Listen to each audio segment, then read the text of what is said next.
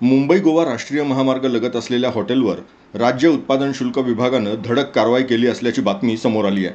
मुंबई गोवा राष्ट्रीय महामार्गावर महाड पोलादपूर दरम्यान ठिकठिकाणी हॉटेल व्यवसाय असून काही हॉटेलमध्ये दारू विक्री केली जात असल्याची तसंच काही हॉटेल मद्यपींचा अड्डा बनत असल्याची चर्चा मोठ्या प्रमाणात सुरू होती. याबाबत दखल घेत राज्य उत्पादन शुल्क विभागाचे निरीक्षक सतीश गावडे, निरीक्षक रवी कोळोशे, उपनिरीक्षक शंकर जाधव, संजय वाडेकर यांनी संयुक्त कारवाई केली आहे. या कारवाईमध्ये महामार्गालगत शिंदेकोड गावच्या हद्दीमध्ये असलेल्या हॉटेलमध्ये देशी विदेशी मद्यसाठा सापडला.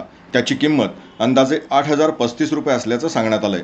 यातील आरोपीला अटक करण्यात आली असून याबाबत उपनिरीक्षक शंकर जाधव हे पुढील तपास करत आहेत. तसंच यावेळी सर्व हॉटेल व्यावसायिकांना 149ची नोटीस बजावण्यात आली आहे व कोणत्याही हॉटेलमध्ये विनापरवाना दारू आढळल्यास कठोर कारवाई करण्यात येईल असा इशाराही देण्यात आला आहे.